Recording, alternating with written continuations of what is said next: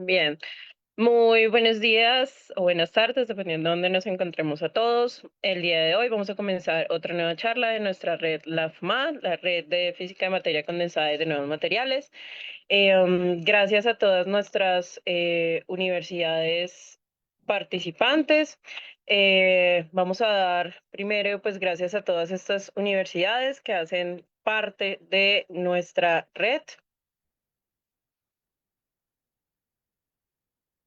Como son la Universidad Mayor de San Marcos, la Universidad Rural de Río de Janeiro, la Universidad Nacional de Colombia, la Universidad Federal de Pernambuco, la Universidad de Zulia en Venezuela, el CIMESTAP de México, la Universidad de San Sebastián en Chile, la Universidad Nacional de Córdoba en Argentina, la Universidad Católica del Norte, el CONICET en Argentina, la Universidad Federal Numinense, el Instituto Balseiro en Argentina, el Instituto Venezolano de Investigaciones Científicas en Venezuela, la Universidad Mayor de San Andrés en Bolivia, la Universidad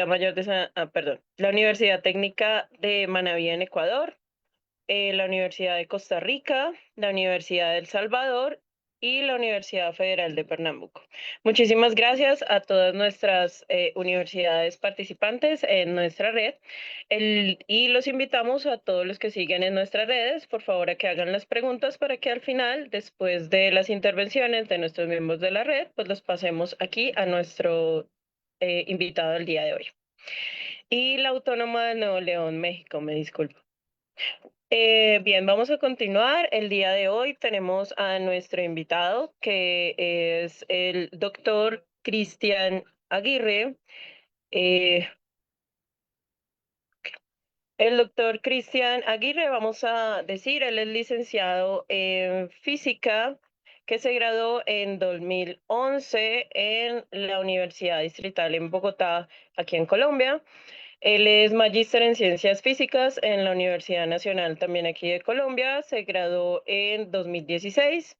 Hizo su doctorado en el 2021 en la UFMT en Brasil y hizo su postdoc. Tiene dos postdocs, el primer postdoc en 2022 en Puerto Alegre, en UFRS, y su segundo postdoctorado en UFMT Cuiabá, Brasil, en el 2024. Agradecemos muchísimo a Cristian haber aceptado la charla del día de hoy y pues bienvenido, ya puede comenzar con su charla, cualquier duda o inquietud nos comenta. Vale, muy buenos días, ¿cómo están? Bien, como ves ahí mi pantalla, discúlpame. Sí, perfecto. Listo, bien, muy buenos días. Mi nombre es Cristian Aguirre. Como lo dijo Jimena, pues ya tengo algo de experiencia en términos de investigación en materia condensada. La idea de la charla es, bueno, la organicé más o menos de la siguiente forma. La idea es proponer o algunas propuestas modernas de la implementación de diodos superconductores, en principio sin la complejidad que eso abarca. Es decir, existen ciertos diodos superconductores o en general existe una visión en donde en principio se está haciendo una transición a una nueva tecnología que está basada en los superconductores en función de que la tecnología actual que nosotros tenemos ya pues en principio tiene varias dificultades ya que está basada en materiales semiconductores y pues presentan los dos típicos problemas de los materiales semiconductores. Uno es que la temperatura afecta mucho la transición electrónica, es decir, con el aumento de la temperatura baja drásticamente el procesamiento de los datos o de lo que se esté tratando de implementar en tecnología. Y la segunda es que tiene un fuerte efecto Joule-Thomson, es decir, que a medida que las corrientes empiezan a aumentar, ocurre baja de la implementación computacional en principio los cálculos inherentes de esos materiales. En esta presentación vengo valga la redundancia, a mostrar o a presentar unas propuestas que estamos trabajando ahorita para hacer la transición de los elementos semiconductores, como son los chips y los diodos, a una versión superconductora. Dicho eso, yo organicé inicialmente la presentación eh, basándonos en algunos hechos históricos que hemos tenido, ¿no? El fenómeno de la superconductividad fue descubierto por tres grandes investigadores que son Gigel Haas, Jerry Flynn y Heike Karmel-Lyons en 1911. La idea de ellos era que, bueno, en el laboratorio de ONS se hizo la licuefacción del helio y entonces estaban trabajando en materia condensada a bajas temperaturas para ciertos metales o ciertos conductores.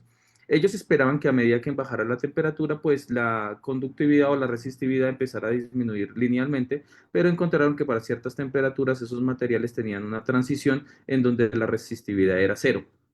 Esos resultados fueron inicialmente presentados en la primera conferencia Solvay y pues eso le hicieron acreditar a ONS un premio Nobel, específicamente por eso, por el descubrimiento del estado que inicialmente él llamó como supraconductor, pero pues luego se dijo que era superconductor, en función de que incluso él hizo unos experimentos en donde ciertos anillos superconductores de aluminio específicamente se le implementaba en el campo magnético externo y generaba corrientes permanentes. Es decir, esas corrientes no tenían ningún tipo de pérdida y en principio eran corrientes que podían mantenerse en esos anillos infinitamente. Unos años después, en 1933, se descubrió la segunda propiedad de los superconductores llamados tipo 1, y es el apantallamiento perfecto o el diamagnetismo perfecto que tienen los superconductores. Ese diamagnetismo es efecto o es producido porque los campos magnéticos en esos materiales penetran cierta distancia y generan un movimiento de cargas electrónicas que a su vez generan otro campo magnético que se oponen al, al campo magnético aplicado, ¿no? Y eso genera que dentro del material no se expulse completamente los campos magnéticos. También se dieron cuenta que existían dos procesos, que era el field cooling y el zero field cooling, en donde estos materiales superconductores en principio no tenían ningún tipo de problema con la historia en la que se genere esa variación. Es decir, que en los materiales superconductores, si se genera un proceso field cooling o un proceso zero field cooling, eh, siempre van a ser diamagnetos perfectos, en contraste con los materiales metálicos o con cualquier otro tipo de materiales que en principio no generen esta transición de orden o esta transición de fase. Esta es la tabla de los superconductores actuales, es decir, los que se han encontrado en la actualidad o los materiales que en principio exhiben ese fenómeno llamado superconductividad. Eh, Irónicamente, los buenos conductores a temperatura estándar y a presión estándar no exhiben la superconductividad. En la tabla se muestran cuáles son los que se tienen y en principio bajo qué propiedades y a qué temperatura ocurre ese fenómeno de la superconductividad. Se encontraron inicialmente para los llamados superconductores convencionales superconductividad a bajas temperaturas y a altas presiones. Sin embargo, en los años 50 se descubrió por Müller y Bernots unos nuevos superconductores que se suelen llamar superconductores no convencionales porque exhiben temperaturas muy altas para esa transición de la superconductividad. Eso permitió implementar ciertos superconductores que no necesitaban estar a la temperatura del helio, bueno, a las bajas temperaturas del helio, sino que ya permitieron tener unas temperaturas un poco más altas cerca del nitrógeno líquido. Luego de eso, hace unos 50, 60 años empezaron a desarrollarse teorías para dar explicación o dar cuentas de ese fenómeno de la superconductividad. Se desarrolló en los años 50 una teoría fenomenológica que fue la teoría de Ginzburg-Landau, en la cual se genera una funcional y palabras más, palabras menos, se encontró que podían coexistir el estado normal y el estado superconductor al mismo tiempo. Es decir, en estos nuevos materiales llamados del tipo 2, el campo magnético ingresa en forma cuantizada en una versión que se suelen llamar vórtices. Esos vórtices son, entre comillas, son cilindros que ingresan al material en donde ese cilindro queda en estado superconductor. Acá a la izquierda presento una imagen en donde se ven claramente los vórtices, entendiendo que los vórtices son los circulitos negros, en donde en ese vórtice es el estado normal y es como penetra el campo magnético en esa muestra. Este es un paper que se publicó en el Física C, en donde empezamos a obtener cómo se arreglaban esos vórtices en ciertas muestras superconductoras, en este caso en dos dimensiones, es decir, muestras circulares. En la gráfica de abajo tenemos un resultado experimental, completamente experimental, de cómo en principio van ingresando esos vórtices en las muestras superconductoras. ¿Qué es lo que ocurre? Al generarse un campo magnético en esas muestras, lo que hace es que la barrera energética en las fronteras disminuyen y permiten que los vórtices se movilicen hacia el interior de las muestras. Esos vórtices tienen ciertos movimientos que se suelen llamar estados trascientes y, bueno, por efecto de la interacción con la barrera y entre ellos mismos, porque tienen interacción repulsiva a corto alcance y atractiva a largo alcance. Luego de eso, los vórtices se van organizando en cierta posición que minimiza la energía y luego de eso vuelven a ingresar más vórtices y a eso se les suelen llamar estados estacionarios. En las dos primeras figuritas son para una configuración específicamente circular. Son dos papers que nosotros publicamos en el grupo con la Universidad Nacional de Colombia vía simulaciones numéricas. Y este de acá, ay, perdón, este de acá es una simulación que se hizo para una muestra cuadrada. Esa muestra cuadrada tiene una particularidad y es que se colocaron ciertos defectos para intentar manipular esos vórtices. Es decir, que nosotros tenemos en principio la capacidad de manipular los vórtices simplemente colocando ciertos defectos en la muestra para permitir que se movilicen más rápidamente por cierta trayectoria o en cierta localización de la muestra. La gráfica de acá mostramos la magnetización y esa magnetización es la magnetización típica de un superconductor tipo 2. ¿Qué es lo que ocurre con el superconductor tipo 2? Se ingresa el campo magnético, el estado permanece en estado Meissner, es decir, apantalla completamente el campo y luego permite que en principio empiecen a ingresar esos vórtices. Esos vórtices en principio van disminuyendo la magnetización, es decir, esos saltos acá permiten observar claramente que están ingresando unos vórtices a la muestra y luego de que ingresan una cantidad de vórtices, la muestra transita hasta el estado normal debido a una gran cantidad de ese campo magnético externo. Esos son los llamados vórtices Abrikosov, que son independientes de ciertas corrientes aplicadas. Es decir, esos vórtices en este caso particular ingresan a la muestra solamente por efecto del campo magnético externo. Los segundos vórtices son los llamados vórtices cinemáticos. Esos vórtices cinemáticos se generan tácitamente por el hecho de que existe una corriente externa aplicada en la muestra y esa corriente, en ausencia de campos magnéticos, genera un cambio en la fase del condensado superconductor y genera unos vórtices que se mueven muy rápidamente. Yo hice un videito rápidamente como para que lo veamos acá, déjame un segundo, de cómo ocurren ese rompimiento debido a Jimena, ¿ves ahí, discúlpame el video? Sí, dale clic. Dale. Entonces ahí vemos que vemos que a medida que empieza a aplicarse la corriente para ausencias de campos, se va cambiando la fase en el condensado superconductor y genera una creación de dos vórtices, un vórtice y un antivórtice, que eso lo que ocurre es que el desfase del condensado superconductor es el que define la creación de esos vórtices. Entonces, en el video, me permito acá abrirlo un poco más, se generan corrientes lateralmente en ausencia de campo en una muestra cuadrada. Entonces, vemos que a medida que va aumentando la corriente, se va creando el par vórtice-antivórtice.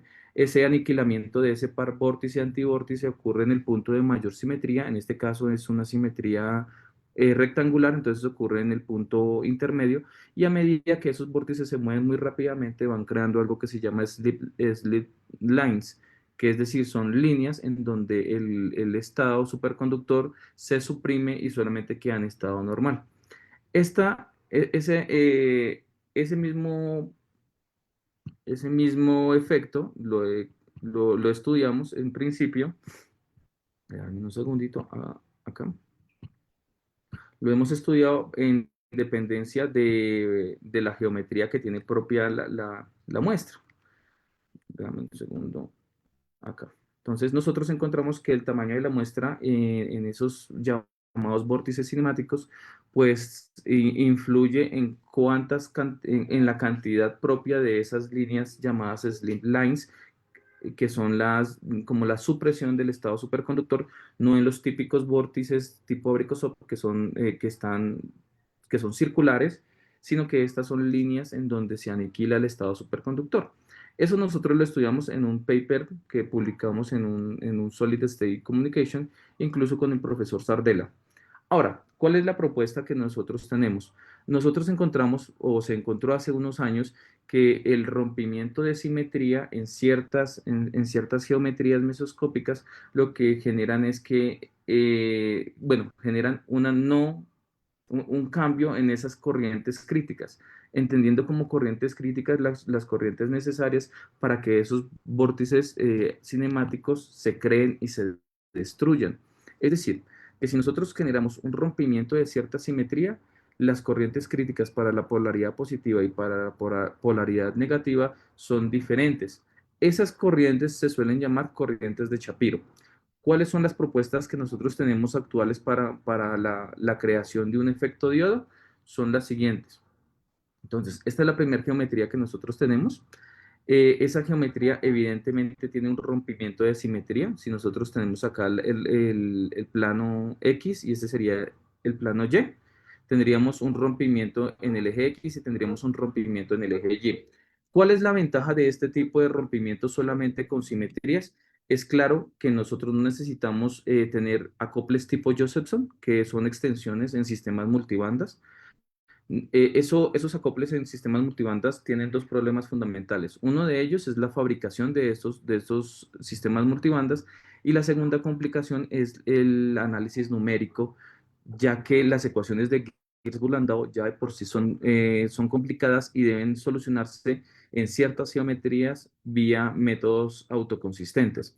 Nuestra propuesta es mantener sistemas monobandas, es decir, solamente con un condensado y solamente variar la geometría para intentar comprender qué es lo que está pasando con esas corrientes críticas. Esta es nuestra primera propuesta. Nosotros encontramos la respuesta del voltaje en función a la corriente y vemos que en principio para ciertos campos muy pequeños el sistema se comporta como un superconductor tipo 1 y luego de eso genera el ingreso de los llamados vórtices Abrikosov y al mismo tiempo los vórtices cinemáticos. En la figura de abajo tenemos el comportamiento del voltaje en función de la corriente y vemos que los saltos no son simétricos en el sentido estricto, es decir, que para la corriente positiva no es el mismo que para la corriente negativa. Aquí nosotros presentamos el parámetro de, bueno, la densidad de pares de Cooper, entendiendo que esa densidad de pares de Cooper es el acople que tienen los electrones vía la interacción fonónica o oscilaciones que tiene la red cristalina. Es decir, convencionalmente existe un apareamiento entre los electrones o dos electrones debido a las oscilaciones que tienen propia la red cristalina. Entonces nosotros realizamos el cálculo de cómo se comportarían los vórtices, tanto cinemáticos como tipo Abrikosov en esa muestra y encontramos esas corrientes críticas, es decir, las corrientes en el cual ingresan eso, perdón, qué corriente ingresa ese vórtice tanto cinemático como de Abrikosov. Realizamos la gráfica de esas corrientes o de esas primeras corrientes críticas.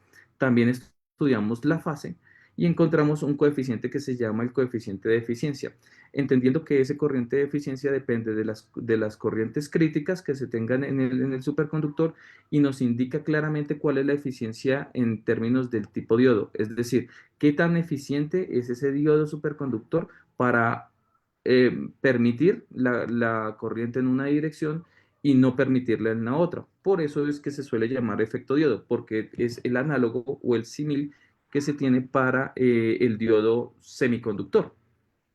Esta es nuestra primera propuesta. Nosotros encontramos que en esta primera propuesta tenemos más o menos un 13% de eficiencia en solamente variando la geometría, sin necesidad de tener acoples multibandas, sin tener acoples Josephson, sin tener ningún tipo de acople diferente.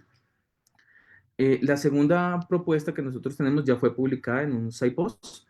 Es, bueno, ¿qué pasa si nosotros solamente cogemos el típico superconductor en 3 dimensiones y lo convertimos en una especie de cuña.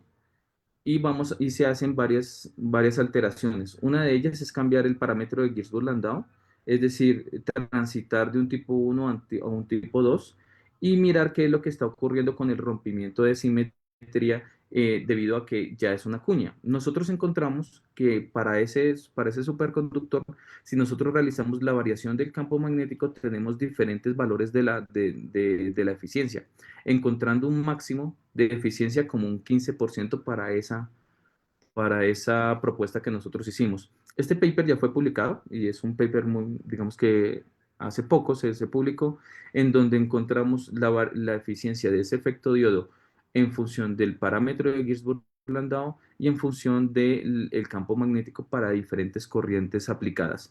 Encontramos para la geometría de ese sistema que podemos alcanzar una eficiencia de efecto diodo hasta del 80%, sin realizar ningún tipo de acople multibandas ni tener ningún tipo de acople tipo Josephson.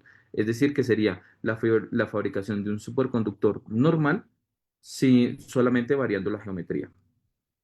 Para él encontramos que los vórtices en principio son bastante importantes y al parecer, o es lo que nos están dando los resultados, la configuración de vórtices se ve afectada, tanto vórtices tipo Abrikosov como vórtices cinemáticos, y encontramos que los vórtices son los responsables del apantallamiento de esas corrientes. Es decir, que la configuración de vórtices es la que genera que exista, perdón, mayor eficiencia o menor eficiencia. Es decir, que esa configuración de esos vórtices es la que nos da específicamente el efecto diodo superconductor en este tipo de configuraciones. Nosotros la presentamos, bueno, la presento en este caso para dos campos particulares y para dos polaridades, es decir, positiva y negativa, y para otro campo, efectivamente, de 1.3, es decir, que ya existen vórtices tipo Abrikosov y vórtices cinemáticos en la muestra, y como se presenta en la figura, observamos las diferencias para esos campos, es decir, que el estado no es recíproco en términos de la dirección de esa corriente.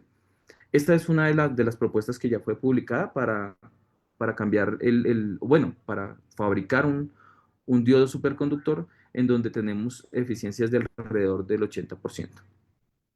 La siguiente, que fue publicada específicamente en el Física B, es solamente un rompimiento en una dirección en un diodo superconductor 3 dimensiones. Es decir, que solamente realizando un rompimiento en la simetría respecto al eje X, tenemos no reciprocidad en la corriente crítica en función del voltaje para los cambios perdónenme un momento, para los cambios discúlpenme, perdón, acá para los cambios del voltaje en función de la corriente y en función del campo magnético. Encontramos que con esta propuesta la eficiencia de ese diodo es de alrededor del 70%. La fabricación de ese diodo es mucho más fácil que las fabricaciones de los diodos que en este momento se están presentando, ya que es solamente un superconductor de un solo condensado. Entonces no es un multibandas y en principio es mucho más fácil la fabricación de estos diodos. Encontramos el estado de vórtices en función del campo y en función de la temperatura. Y al igual que en la primera propuesta, nos dimos cuenta que el efecto de diodo es debido a la configuración propia de los vórtices en interacción con los vórtices tipo Abrikosov y de los vórtices cinemáticos. Por ejemplo, en la primera propuesta nosotros hicimos un corte y estudiamos la corriente total, entendiendo la corriente total como la corriente superconductora, que es resultado del movimiento de esos dos electrones o de esos múltiples electrones acoplados vía la oscilación de la red cristalina en conjunto con la corriente aplicada. Entonces encontramos específicamente que esos estados de vórtice son distintos para las diferentes polaridades. Es decir, que el rompimiento de simetría sí tiene efecto sobre el parámetro de eficiencia superconductora. Esta propuesta nosotros la publicamos específicamente en el Física B hace poco, es decir, hace menos de 4 meses, y encontramos muy buena concordancia con un trabajo experimental que se propuso en donde ellos encontraban más o menos una eficiencia de alrededor de 68% y la teórica de nosotros fue alrededor del 70% con las mismas variables experimentales. Es decir, que el trabajo estaba concordando muy bien la teoría vía Ginzburg-Landau con los datos experimentales. La siguiente propuesta que nosotros tenemos para el diodo superconductor es, en principio, no hacer un cambio de simetría geométrico, sino hacer un cambio de geometría en términos de la temperatura, es decir, tener diferentes tipos de temperatura o diferentes perfiles de temperatura en función de corrientes y de campos magnéticos. Estamos explorando en este momento esta geometría que les presento, que es una especie de disco tridimensional con corrientes axiales en presencia de un campo magnético perpendicular al plano del círculo. Estamos encontrando que ese perfil de temperaturas afecta muy drásticamente la eficiencia de ese efecto de diodo y estamos encontrando exactamente lo mismo que vimos en las otras configuraciones, que los vórtices, tanto cinemáticos como tipo Abrikosov, son los responsables de que exista un efecto diodo. Entonces, el apantallamiento o la interacción que tienen esos vórtices, lo que generan es que permiten o no permiten el movimiento electrónico o de corriente externa, que es el mismo dado en los diodos, digamos que convencionales semiconductores. Este paper está en este momento sometido, aún no ha sido aprobado, pero al parecer está coincidiendo bastante bien con unos datos experimentales que están trabajando en este momento algunos grupos tanto de Antwerp como de Alemania, y específicamente un grupo en donde el profesor Egor Babaev de Suecia tiene algunos vínculos experimentales. Este paper fue también ya publicado en el Física Scripta, es un paper bastante nuevo, en donde nosotros también volvemos a estudiar el efecto diodo, pero solamente con defectos de pinning y anti-pinning, es decir, ciertos tipos de defecto en una geometría, en un hexágono específicamente, en donde observamos que la primera fila tenemos un círculo. Estos de acá son los parámetros de orden, es decir, los vórtices tipo Abrikosov. Esta es la fase que nos indica cuántos vórtices específicamente hay en esa muestra. Hemos variado el tamaño de ese círculo y vemos que efectivamente la configuración de vórtices es bastante diferente en función del tamaño de ese círculo. Además, en la figura de la parte derecha, presentamos el comportamiento de la corriente total en función de diferentes geometrías: circular, pentagonal, cuadrada y triangular, y vemos que las corrientes en la muestra, entendiendo nuevamente que es la corriente total, la corriente superconductora y más la corriente aplicada, es completamente diferente. También estudiamos qué pasaba con la orientación de ese defecto. Entonces cogimos un defecto y empezamos a rotarlo alrededor de un punto de mayor simetría y encontramos que las corrientes críticas sí se ven afectadas. Es decir, que solamente con la inclusión de un defecto y generar rotaciones alrededor de cierto punto, las corrientes se ven afectadas y eso genera que el efecto diodo superconductor aumente o disminuya. Este paper, como lo aclaro, ya fue aceptado y está ya en proceso de publicación, y encontramos un efecto diodo de alrededor del 40% solamente con la variación de la rotación de esos pinning y de esos anti-pinning dentro de una geometría hexagonal. Otro que estamos experimentando ahorita es un rompimiento mucho más fuerte de la simetría en una muestra que tiene esta configuración, en donde nuevamente nosotros lo que vamos a estudiar es el efecto de los vórtices en ese posible efecto diodo, solamente variando la geometría, las corrientes y las direcciones de la corriente. Esta es nuestra muestra que estamos probando en este momento, y es una muestra en donde, por ejemplo, para corrientes positivas y para corrientes negativas, en principio no se tiene el mismo estado superconductor. Es decir, que la muestra es no recíproca en términos de la polaridad. Con eso nosotros tenemos entonces que el estado de vórtices sí está siendo afectado. Por ejemplo, en esta figura de acá vemos que para corrientes positivas se tienen parcialmente dos vórtices, y aquí no podría decir si se tiene un vórtice completo, mientras que para corrientes negativas sí tenemos las slip lines bien definidas, y esto permitiría que el condensado o el parámetro de orden se comportara en forma periódica estableciendo periodos de oscilación o viéndolo como una función, tendríamos como una función cuadrada, en donde en esa función cuadrada claramente se está dando la prevalencia en una dirección de la supercorriente y en la otra no.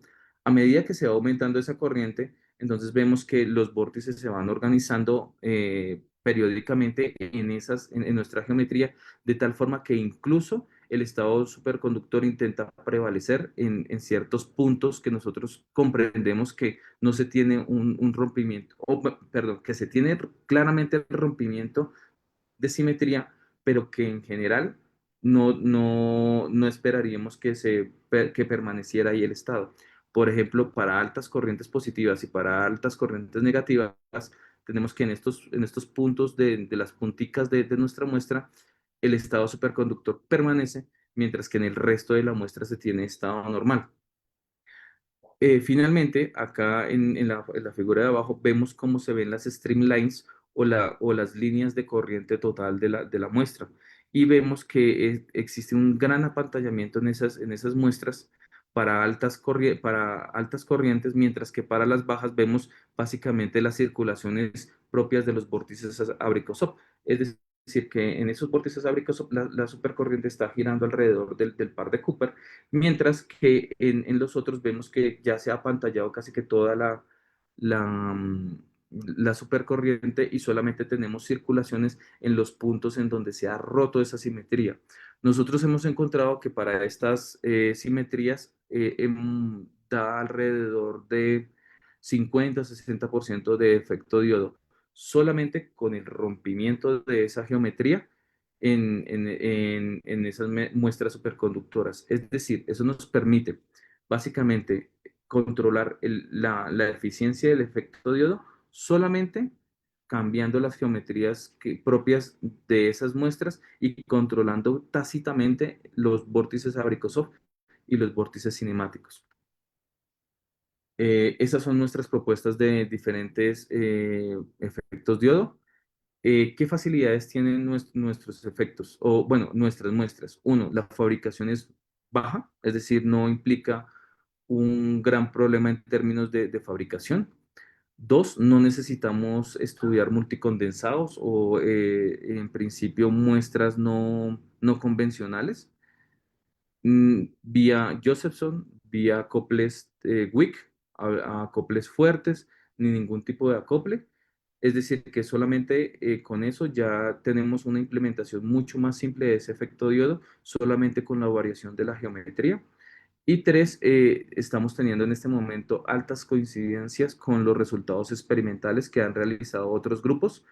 Es decir, que si nosotros bueno, al revés, si los datos experimentales están coincidiendo con los datos que nosotros estamos en principio dando vía Gisburg-Landau, están coincidiendo con muy buena precisión y eso avala en principio el efecto diodo que nosotros estamos estudiando vía Gisburg-Landau. Son nuestras propuestas actuales. Estamos en principio generando otras propuestas que ya son extensiones de estas, solamente con rompimientos de simetría, y estamos pensando en generar algunas otras propuestas con rompimiento de condensados, es decir, tener condensados multibandas, multicondensados e incluso llegando a generar con inclusión de corrientes externas, no solamente laterales, sino perpendiculares. Muchísimas gracias. Muchas gracias, Cristian, por la charla del día de hoy. Vamos a arrancar con la parte de sesión de preguntas. Bueno, por un lado tenemos que el profesor Luis no tiene preguntas y el profesor Alfredo tampoco. Vamos a continuar entonces con el resto de nuestros participantes de la red. Vamos con el profesor Carlos Rudamas.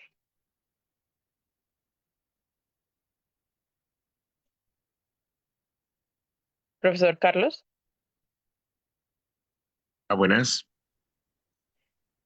Siga, profesor Carlos. Ah, Buenas tardes. Buenos días. Muchas gracias por la interesante charla. Yo te pido disculpas porque me tuve que conectar por razones de razones externas a esto, un poquito tarde, pero me llamó la atención. Naturalmente sabemos que de lo que estabas presentando cuando ponías, por ejemplo, defectos y los hacías rotar en una dirección o en otra. Naturalmente los defectos, allí no te capté perfectamente las cosas y quería que me explicaras, por favor, cuando los defectos en principio podrían aumentar, digamos, la eficiencia o del diodo. Pero también podrían hacerlo al revés, digamos. ¿Tú qué tipo de defectos probaste? Y esto te lo hago porque entré un poquito tarde a la, a la, a la charla. Y encontraste ambos efectos en tu investigación. Profe, muy buenos días, ¿cómo estás? Sí, señor. Nosotros inicialmente tenemos varios trabajos, pero este que presenté específicamente es un hexágono. Es un hexágono. Nosotros probamos un triángulo, un cuadrado, círculo y un rectángulo en esta geometría. Y sí, encontramos que a medida que la rotación del defecto, en este caso es un defecto, un hueco, ¿no? Porque también existen los antipinnings, que son como, digamos que de forma poco ortodoxa serían como montañitas que se tienen sobre el superconductor. Pero en este caso específicamente nosotros hicimos huecos y sí, encontramos que conforme la orientación del defecto va cambiando, el factor de eficiencia del efecto diodo aumenta o disminuye. Eso nos permitiría pensar como que ese defecto funcionara, entre comillas, grandísimo, como un reóstato, ¿sí? Es decir, que nosotros podríamos como aumentar y controlar esa eficiencia. Eso es lo más interesante de este trabajo, que nosotros podemos controlar en qué punto tenemos la máxima eficiencia y en qué punto tenemos la mínima eficiencia. ¿Sí? Efectivamente, para defectos con ciertas geometrías, encontramos una eficiencia de alrededor del 50 y en otras máxima, por supuesto, ¿no? Y mínima, cero. Es decir, que suprime todo el efecto diodo y las corrientes o los saltos de Shapiro son específicamente simétricos, ¿no? El mismo para la corriente positiva y el mismo para la corriente negativa. Y encontramos que efectivamente que para la rotación de ese defecto tenemos máximos y tenemos mínimos. Es más, acá en esta diapositiva vemos que, por ejemplo, para una rotación del triángulo de 0 grados, es decir, que estuviese perfectamente alineado con la corriente, tenemos una corriente, un salto de Shapiro menor que, por ejemplo, para el triángulo rotado 60 grados. ¿Sí? Y es más, si el triángulo no está rotado, tendríamos el salto simétrico, es decir, tendríamos el salto positivo y el salto negativo para las mismas corrientes. Mientras que si lo rotamos un poco, tenemos que esa corriente no es recíproca, es decir, es menor en esta dirección y es mayor en la otra dirección, favoreciendo efectivamente ese efecto diodo. Por ejemplo, en esta figura observamos que para el cuadrado, discúlpame, los cambios no son muy sentidos, ¿no? Entendiendo que, por ejemplo, el grupo que tiene el cuadrado tiene una mayor simetría que el mismo triángulo, ¿no? Es decir, el cuadrado tiene simetrías de rotación, C2, C4, tendría planos de reflexión y tendría grupos de rotación no recíproco, es decir, rotación más inversión. Mientras que el triángulo tiene una simetría más baja. Es decir, que solamente con la inclusión del triángulo y la rotación podemos tener más o menos eficiencia. Genial. Ahora sí me quedó claro eso. O sea, no entendí el hexágono, pero estaba el triángulo y el cuadrado era el que estaba ahí Incluso en nosotros medio. hemos Ujú. explorado otras simetrías también, no solamente hexagonales, sino octagonales, pentagonales, y estamos haciendo avances en otras geometrías y encontramos que específicamente la rotación del defecto dentro de la muestra tiene un efecto muy marcado en el efecto diodo. Estas muestras son bidimensionales, pero estamos abarcando ya muestras tridimensionales. El problema ahí de fondo es que la programación es muy complicada y lo estamos haciendo incluso con colegas chilenos, con colegas brasileños, con colegas incluso colombianos y argentinos. en donde, pues, como son muestras tridimensionales, el cómputo es muy, muy extenso y como la solución implica soluciones de sistemas no lineales, acoplados, vía autoconsistencia, entonces computacionalmente implica o tiene muchos retos, ¿no? Pero estas muestras son bidimensionales en su totalidad, o en el límite fino que le suelen decir, ¿no? Ujú. Muchas gracias, Cristian. Seguramente también aquí muchos de los estudiantes que se conectan aquí en Centroamérica, yo soy de la Universidad de El Salvador, están aprendiendo mucho de tu charla. Y nada, felicidades y adelante. Gracias. Muchísimas gracias, profesor Carlos, por su pregunta. Vamos ahora con la profesora Gabriela. Hola, hola, ¿qué tal a todos? Y hola, Cristian. Bueno, muy interesante tu charla, eh, muy interesante el tema y bueno, muy lindos los resultados. Si yo también me iba por el lado de los defectos y cómo lográs comparar esto con experimentos, o sea, por lo que veo son códigos de ustedes, los que ustedes están programando sus propios códigos.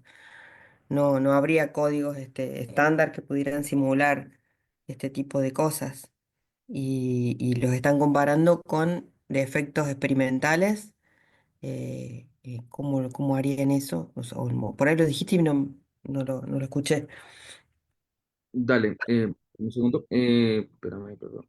Sí, nosotros los códigos los realizamos nosotros, aunque en los últimos años por ejemplo, en Python se tiene una extensión o un paquete que es el PyTDGL, que permite hacer simulaciones. Tiene varios problemas ese código inicialmente, es que es código cerrado Ah, y, y dos es que solamente mira códigos 2D. ¿Sí? Porque, pues, digamos que las extensiones nosotros las hacemos. Sí, son códigos de nosotros que hemos implementado bueno, en el grupo, ¿no? O sea, en la Universidad Nacional, el profe Barba, pues, se inició con unos códigos bases que él tenía en una y dos dimensiones, perdón, dos y tres dimensiones. Luego hemos colaborado con el profesor Sardela de la UNESPI, que es un excelente programador y llegando a hacer soluciones con el profesor Milorad Milosevic de la Universidad de Antwerp, ¿sí? Nosotros hemos tenido ciertos acercamientos, no solamente con el profesor de Antwerp, sino con un profesor que se llama Alejandro Sinelk, que está en Bélgica también, que incluso es argentino. Ellos hacen medición de esos vórtices con microscopía de fuerza atómica, con squids, que el squid es otro superconductor que funciona como para mediciones de bajos campos magnéticos. E incluso acá, por ejemplo, en esta figurita, profe Gabriela, es una medición experimental, es completamente experimental. Y ellos lo hacen, bueno, ahí tengo la citación del paper, es un grupo de China en donde ellos realizan esas mediciones de esos vórtices vía squid, es decir, se coloca el squid y el squid superconductor mira específicamente dónde están esos vórtices porque miden bajos campos magnéticos y nos han coincidido bastante. En este paper de acá, discúlpame, en estos de acá, eh, por ejemplo, en este caso, en este de la cuña, entre comillas, la cuña superconductora, se hizo un estudio en conjunto con una universidad de Bélgica, donde trabaja precisamente el profesor Alejandro, y ellos hicieron las mediciones experimentales y comparamos solamente uno de los datos que era la eficiencia. No comparamos vórtices, perdón, pero comparamos eficiencias y se tuvieron unas coincidencias muy fuertes de esa eficiencia con los datos teóricos. ¿Sí? Esta ya es una muestra tridimensional que implica programación y tiempos de cómputo muy extensos, ¿sí? Pero este de acá, que fue publicado en el Física B hace poco, es un grupo de China en donde ellos propusieron, bueno, realmente ellos hicieron las mediciones experimentales, nosotros realizamos los cálculos numéricos y en ese caso sí tuvimos una coincidencia. Este paper acá lo tengo citado, es incluso del Física B y ahí presentamos las comparaciones claras entre el dato teórico, que en este caso es la simulación, y el dato experimental. tuvimos unas coincidencias muy fuertes, no solamente en la eficiencia, sino también en los saltos de Shapiro y en los estados de vórtice, porque ellos los miden vía fuerza atómica y squids. Y finalmente, en este circular, sí estamos trabajando con un grupo de Bariloche, no me acuerdo ahorita la profesora específicamente, pero ellos trabajaban un método que se llama Lagenbean, que es una extensión de London, en donde ellos estudian dónde está la ubicación del centro del vórtice. El problema radica con la teoría de London, es que se consideran los vórtices como punticos, ¿sí? Sin ningún tipo de geometría, mientras que nosotros no solamente los consideramos como puntos o defectos topológicos, sino que ya tienen una extensión, es decir, que ya el vórtice tiene un radio, una profundidad y un movimiento de correlación de la supercorriente. Nosotros ya creo que en los últimos años hemos estado es, pensados en cuáles son los resultados experimentales que se tienen y en principio los hemos estado comparando con los resultados numéricos. Afortunadamente contamos con la colaboración de varios grupos. Está el profesor de la UNESPI, un profesor de Argentina, trabajamos con la Universidad de Arica, con la Universidad de Temuco y con el profesor Milorad y con el profesor Alejandro, que nos han permitido, obviamente, pues tener acceso a los datos experimentales, ¿sí? Y en el caso de los resultados numéricos, hemos trabajado en conjunto con otros grupos que tienen, pues, implementación de clúster, ¿no? Porque las geometrías son complicadas, los cálculos son autoconsistentes y pueden llevar semanas o meses dependiendo de la geometría propia. Pero siempre comparamos los datos. Si quieres, te facilito ahorita los artículos ya, digamos que en una versión más limpia para que puedas ver la comparación experimental y numérica. Buenísimo. Sí, sí, gracias. Muchas Excelente. Todo el proyecto que involucra muchos grupos, mucho trabajo. Felicitaciones, muy lindo. Sí, básicamente es lo que pasa en la modernidad, ¿no? O sea, no solamente basta con una simulación numérica, sino que necesitamos una reciprocidad en términos de los experimentos, ¿no?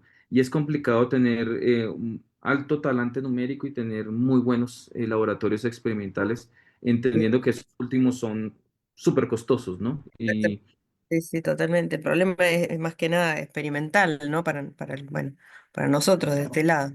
Sí. necesitamos tener el laboratorio, la implementación, la manutención del laboratorio, las personas especializadas. Entonces, nosotros hemos generado, o se han generado en el grupo realmente, son muy buenas relaciones con otros grupos, ¿no? Que tienen en principio los aditamentos experimentales y las personas especializadas para hacer la física experimental de estas geometrías. Excelente, gracias. Muy bien, felicitaciones. Muchísimas gracias, profesora Gabriela, por su pregunta. Vamos ahora con el profesor Isaías. Profesor Isaías, buenos días. Buen día. Ah, tudo bem? Buenos dias a todos. Eu vou falar em português, porque é muito similar. Christian, parabéns pelo teu trabalho. Você tem feito, eu tenho acompanhado o trabalho de vocês há alguns anos, e é um trabalho sincero, duro, com alta complexidade numérica, teórica e de ideias, né, também, que é mais importante. E parabéns pelo teu grupo, pelo teu network de pesquisadores. Eu conheço muitos deles, né? Aliás, todos, e fico muito contente de você estar fazendo essa colaboração com um grupo de pessoas tão importantes na supercondutividade, como o Misco, como Alejandro Riccaleri, o nome dele, sobrenome, é o Ciccaleri, é, o Igor Babaev, que aliás eu tenho uma pergunta sobre isso. Pô, parabéns. Os teus trabalhos eu conheço alguns, aliás, a maioria. Eu tenho uns comentários e umas perguntas, aliás, várias, mas eu vou. A Ximena, se passar do tempo, tu me interrompe, tá? É, você fala nos vórtices de Abrikosov e nos vórtices cinéticos. Aí eu acho legal quando a gente caracteriza esses dois tipos de vórtices pelas suas velocidades, tá?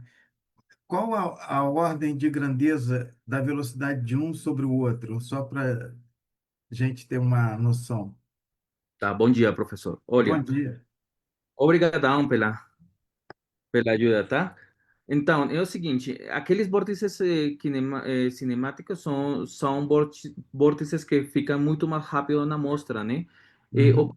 Bardella tem ali, tipo, um paper onde ele fala que a velocidade dos vórtices é muito mais rápida dos cinemáticos, muito perto das 10, dos 20 metros por segundo, tá?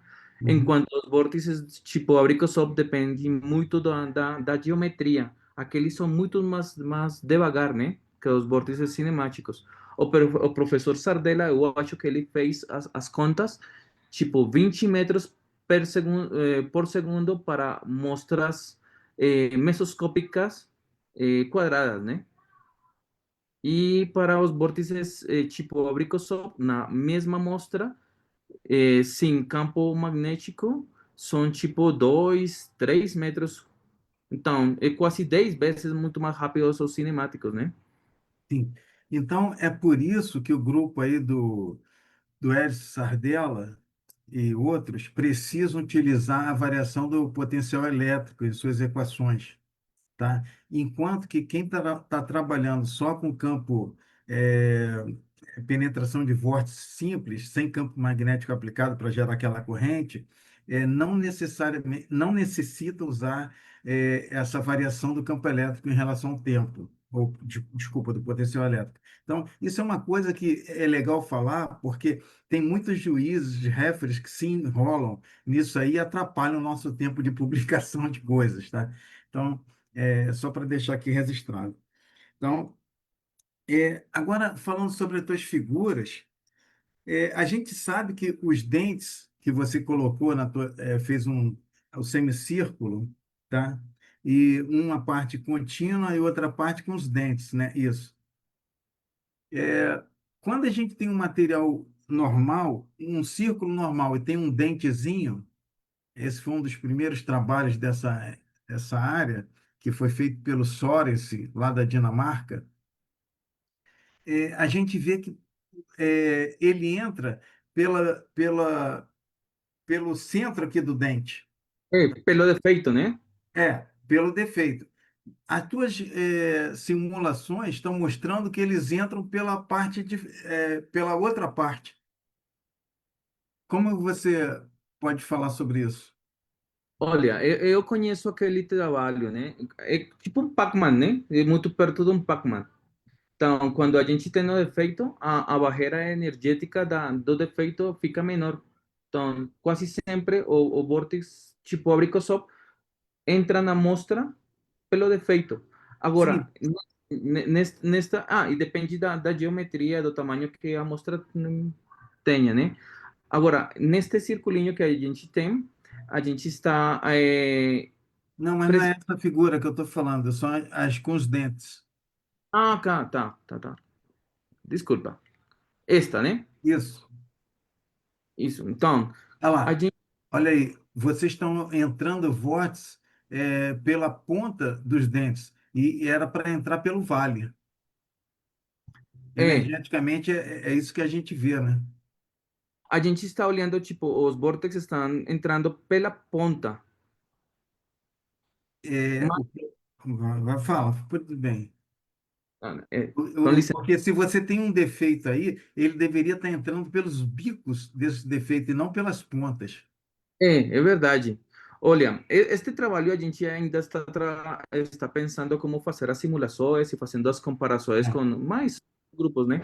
tudo bem. É, pensou, eu, tipo, o seguinte, nos defeitos, as mostras, pelos defeitos, os vórtices têm que entrar, né?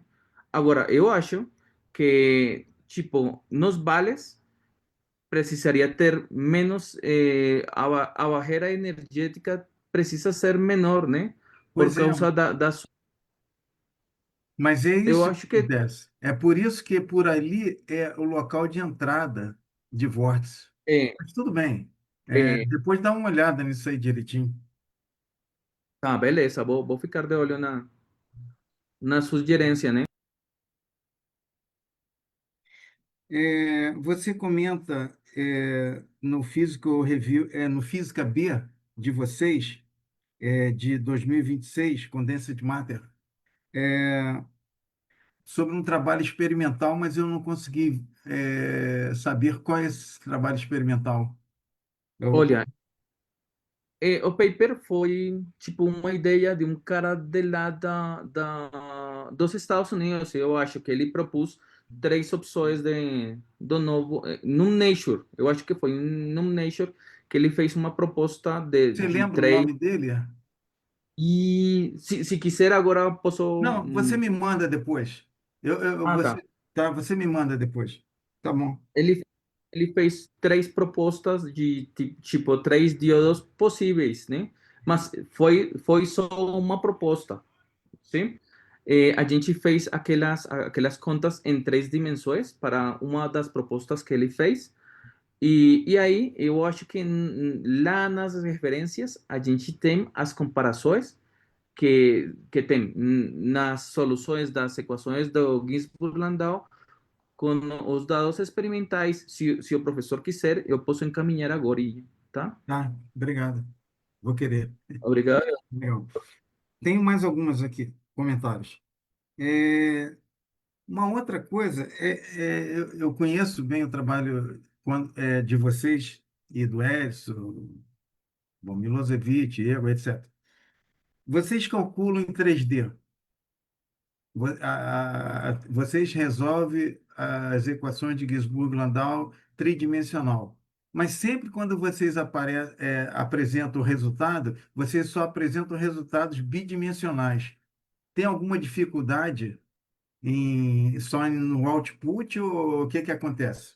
Não, não, a gente só faz, apresentar os resultados numa camada, né? Ou seja, como se a gente fizesse uma corte na amostra. Mas a gente também pode fazer, tipo, os resultados em três dimensões. Eu acho que a gente tem um Journal of Low Temperature Physics, na onde a gente apresenta as mostras em três dimensões, ou seja, os vórtices em três dimensões. Só que para Aham. que fique mais claro para, tipo, as pessoas que ficam de olho nos trabalhos, a gente faz uma cortagem, né? Tipo uma camada. A camada do centro ou uma das camadas da amostra em três dimensões. Eu falo isso porque todo o trabalho que eu faço, eu tenho que explicar ao referee por que eu faço bidimensionalmente, entendeu? E os resultados que eu apresento são iguais os quem calcula tridimensional, porque eles sempre apresentam uma folha, um corte bidimensional. Então, É, e eu sei que o tempo computacional de fazer o tridimensional, porque você pode desprezar, eu desprezo as interações no topo e no bottom. Vocês hum, não, vocês levam em consideração. E a próxima pergunta é sobre esse D da altura, tá? Mas então vocês estão resolvendo. Mas na hora de apresentar os resultados, vocês não apresentam como que fica a rede de vórtice tridimensional, por exemplo. Isso seria é, interessante, entendeu? é verdade. A Tá? gente, tipo, sempre apresenta os resultados numa camada, né? Mas É.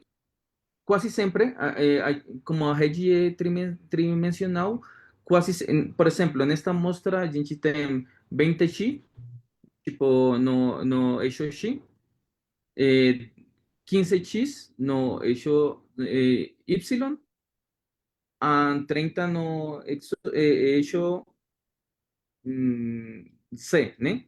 Então, para a gente fazer as considerações em três dimensões, a gente tem no eixo C Uhum. muito perto do tamanho da amostra nos outros dois eixos, né? Então, é verdade, a gente poderia apresentar os vórtices nas três dimensões reais, né? Que fica muito melhor para a pessoa que fica de olho no artigo. Tá. Vou pensar como melhorar aquilo para os próximos papers, professor. Obrigadão pela sua... Porque senão não vale a pena todo o cálculo numérico que vocês fazem tridimensionalmente, que gasta muito mais tempo e, bom. É, você, bom, o trabalho experimental, depois você me manda desse Física B, as referências, tá? Com É, certeza, com certeza. é. Aí você falou que o Igor Babaev está com um grupo experimental trabalhando. Você sabe dizer quem são esse pessoal? Olha, o professor, o Egor Babaev, ele trabalha lá na Suécia, né? Sim, eu Ele, conheço.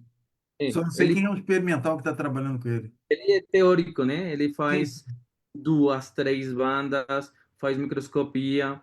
Eu sim. sei que trabalha com o outro professor que fica na Rússia, que é o Chanenko, né? O grupo do professor Chanenko. Ah, tá, eu conheço. Não, não, tá legal, tá bom. Valeu. É, É, eu é, acho que um estudante seu lá do Pernambuco tem, que é da Colômbia também, né? Trabalhou com o professor Chanenko.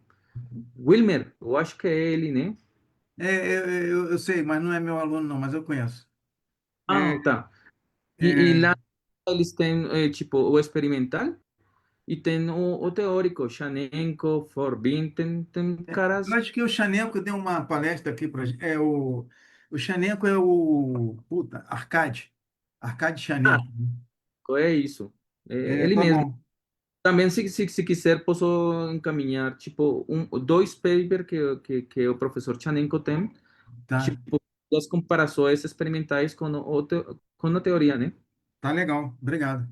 É, bom, esse Physical Script. Não, esse aqui eu só vou buscar, já tenho aqui a referência. E quem é esse pessoal de Bariloche que está trabalhando aí com vórtice, cara? Que há muitos anos atrás tinha o Paco de la Cruz, né? O O professor Hernández Gibson, a Nieva, é o grupo dele, né? Eu falei, da Nieva. Hernández Nieves, eu acho que eu não, o sobrenome dele, né? Ah, tá. Então tá. Tá bom. Eles têm lá, mas eles estão fazendo as contas como se o vórtice ficasse como um pontinho, né? Tipo, é uma simulação de mecânica Estatística. estadística. Ou Monte Uhum. Carlo, extensões, Sim, metrópoles. então, pode ser aquele. Tem um pesquisador lá que é o Daniel Domingues, né, que trabalha com isso. Não sei se é ele que está trabalhando. É o Mas, grupo dele. mas esse pessoal de Bariloche faz experimentos?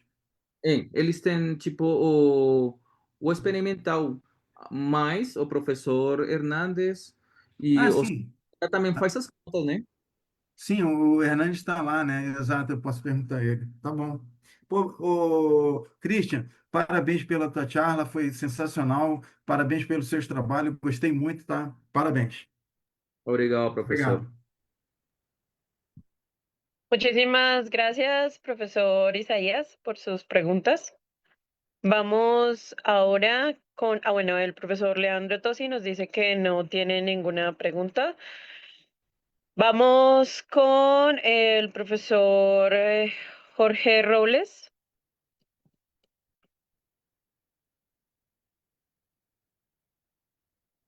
Profesor Jorge, buenos días.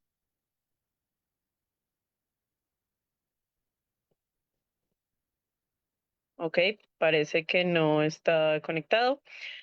Vamos con el profesor Juan Diego Sáenz.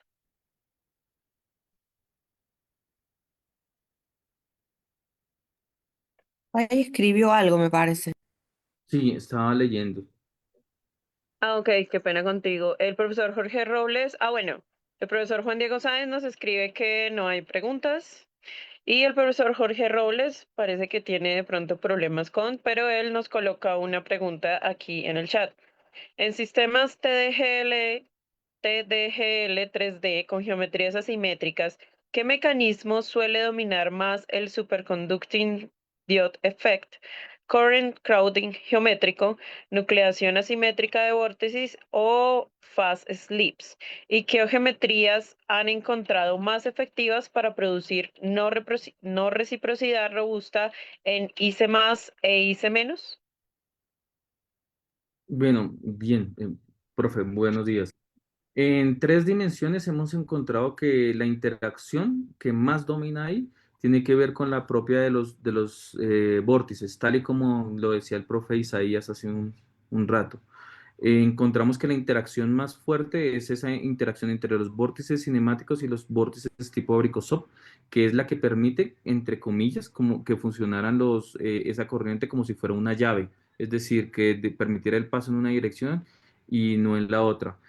Hemos encontrado con defectos, con pinnings y anti-pinnings, que la geometría que más sirve es un triángulo rotado 40 grados.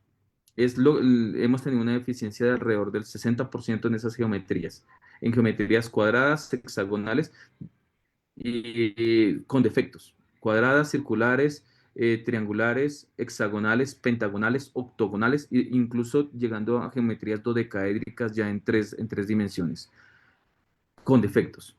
En el caso de no tener defectos, la muestra que hemos encontrado que tiene mayor eficiencia es el rompimiento tipo cuña, en donde ese paper lo publicamos en un SciPost hace poco, y encontramos incluso que para altos valores del parámetro Gisburg-Landau, entendiendo ese parámetro como la relación entre la longitud de coherencia y la longitud del parámetro de orden, que podría ser extrapolado como con una rigidez que es propia de la red cristalina, para altos valores del parámetro de Gisburg-Landau, siendo altos valores como 4 o 6, y bajas corrientes, hemos encontrado una eficiencia de alrededor del 80%. Es decir, que esa reciprocidad en principio depende mucho de la geometría y de si tiene inclusión si tiene inclusión de defectos y no defectos.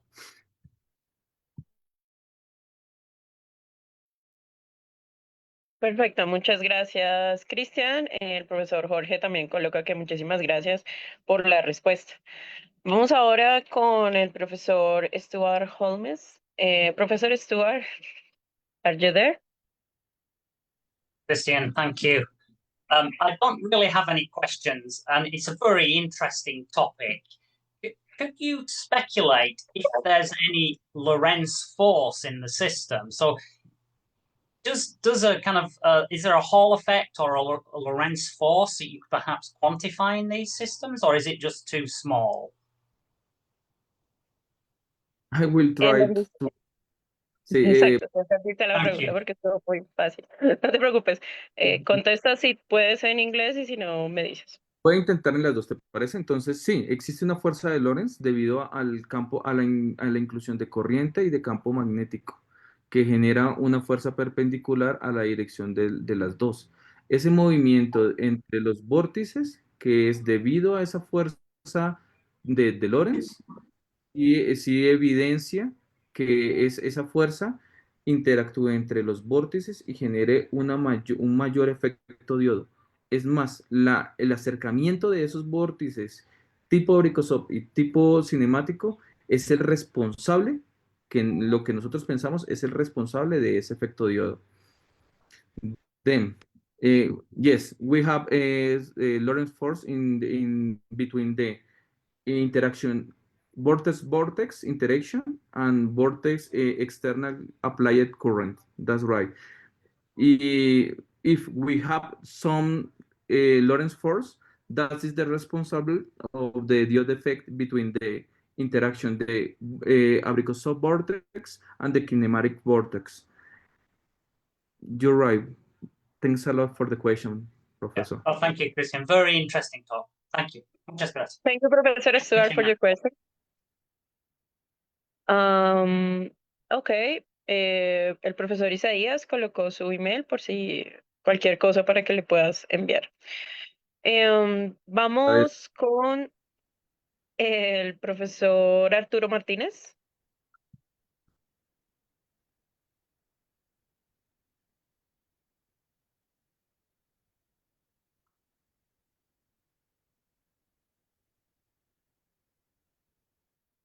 Profesor Arturo.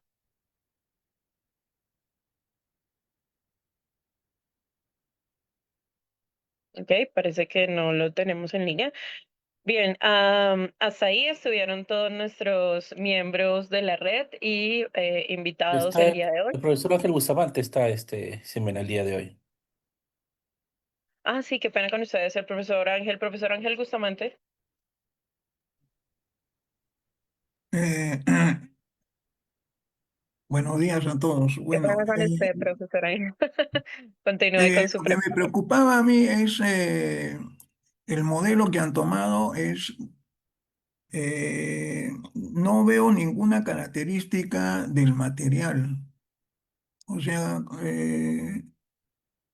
¿qué pasa si usted cambia de material? O sea, porque de alguna manera todo depende de la estructura cristalina, ¿no? Ibaco es una cosa, lantano, bismutos, ¿no? Entonces, ¿dónde el modelo contempla eso?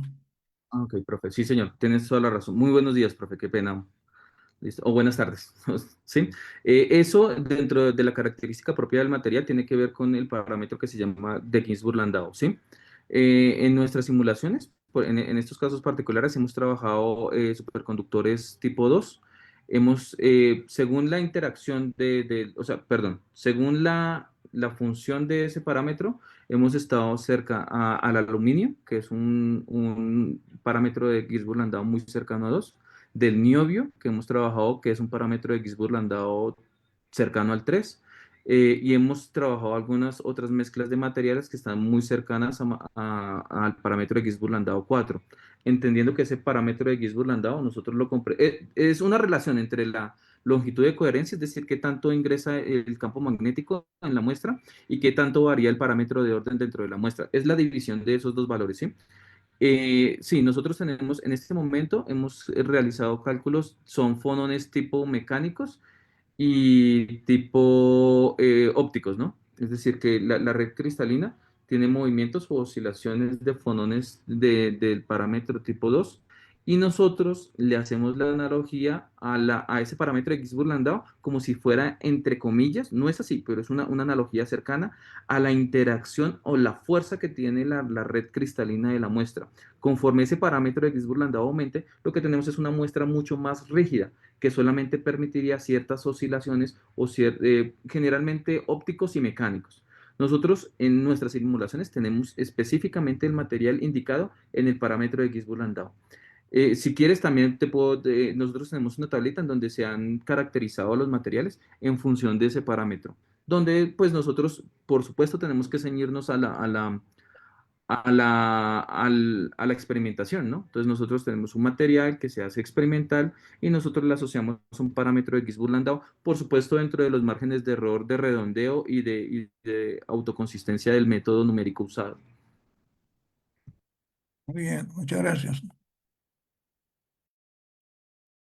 Muchísimas gracias, profesor Bustamante. ¿Puedo, Um, puedo hacer una ok, preguntita? No sé, claro que sí, profesora Gravier. no sé Siga. levantar la mano con esto. Es tipo como lo que se hace en los cálculos de micromagnetismo, que con un parámetro vos simulás el material, ¿es algo análogo a eso? Sí, es algo así. Cuando uno, no sé si has usado Mumax, por ejemplo, en las simulaciones de Más bien OM, Gil. lo he por ahí por arribita. Sí, con Mumax uno llega y, por ejemplo, dice, bueno, el Mumax lo que hace es que uno tiene la ecuación de Gilbert-Landau y uno con un solo parámetro está organizando qué tipo de material es. Es algo así, solamente que este parámetro de Gilbert-Landau lo que indica es como, entre comillas, la rigidez que tiene el material, ¿sí? Cuando es un solo condensado, es decir, cuando existe un solo superconductor. Cuando no y se tiene muchos condensados, que se suele llamar sistemas multibandas o que interactúan, la analogía sería como dos fluidos, entre comillas, ¿sí? Interactuando, se generan dos parámetros de Ginzburg-Landau y uno puede tener mezclas entre superconductores tipo 1, superconductores tipo 2. Es más, existe un paper ahorita, muy reciente, como 2 o 3 años, en donde existían algo que se llama un superconductor 1.5, que es que tiene interacciones no monotónicas y tiene otros tipos de... Es más, el profesor Egor Babaev, que es el que tiene ese paper, dice que existen interacciones no monotónicas entre los vórtices, es decir, no repulsión y atracción, sino que sí existen otras cosas. Pero sí, es muy parecido a ese valor que se coloca en Mumax.